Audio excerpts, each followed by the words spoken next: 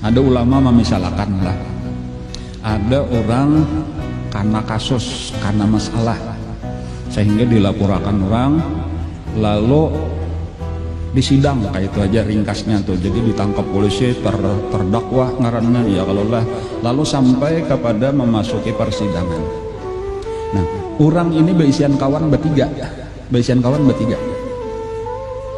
Lalu pada hari ketika ini hendak ke pengadilan untuk menghadapi persidangan, itu ujar kawan yang pertama nanya hendak ulang, maaf aja aku kada umpat, aku macam-macam alasan. Walhasil inya bertahan di rumah, kada umpat mandangane ke pengadilan. Jadi nang tulak inya beserta dua orang kawan bertiga tadi saya kong kada hakun mandangannya. Apakah alasan sakit parut, alasan sakit kepala, alasan aur, alasan apakah? Kemudian ketika sampai ke pengadilan, itu nang saikong aku jadi luar aja lah ya, aku kadewani masuk ke dalam, aku lama jantung. Apakah alasan? Walhasil mahadang di luar aja di pelatar pengadilan duduk kayak tadi. Kemudian nang saikong inilah nang umpat masuk ke dalam, dan nang saikong inilah nang membela mati-matian sampai inya selamat di dalam persidangan itu. Nah kayak itu. Sekarang pertanyaannya mudah aja, yan pun kada betah salah menjawab siapa nang paling baik di kawane. Nah, nang nomor 1 nang nomor 2 nang nomor 3 kah? Pertanyaannya sederhana benar, amun kada dapat antara 2 aja. Liwar kada pintar atau pas takkan mengantuk benar antara 2-nya aja. Mesti nang kita ambil kawan nang ketiga. Ini nang kita, karena ini paling setia. Nah sekarang napa garang itu tadi kisahnya nang pertama itu adalah harta kita, nang kedua itu adalah keluarga kita, nang ketiga itu adalah amal ibadah kita.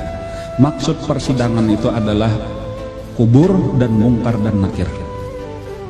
Itu ringkasnya. Jadi ketika kita mati, kita akan berhadapan lawan mungkar nakir, akan ditanya macam-macam. Itu harta atau umpat lainnya ke kubur kada, motor berenaian, kabun berenaian, macam-macam kada denang mairingi ranjang, lamari, pakaian, jam tangan dan sebagainya, rekening dan sebagainya, kada denang umpat keluarga, kekawanan.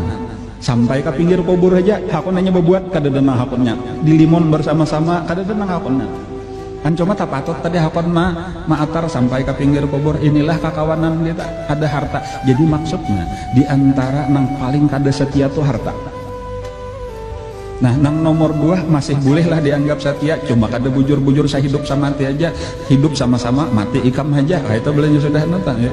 Itu saya hidup kada sama mati. Itu ngarannya apa? Keluarga dan kawan-kawan. Tetapi nang bujur-bujur membela amal ibadah. Nang sampai ke kubur tadi nang kita jadi selamat daripada mungkar nakir, lalu kubur kita jadi kebun surga, siapa itu? Amal ibadah kita juga. Maksudnya nih nang jadi akan kawan bujur-bujur. Harta tuh kurang lebih aja lah, harta tuh paling kada setia. Ikam bebaya aku mati sudah langsung berselingkuh. Artinya siapakah karena nang mengambilnya, siapa aja hakonnya. Ya kalau lah dibagi-bagi orang pasrahnya, kan kayak itulah harta tadi.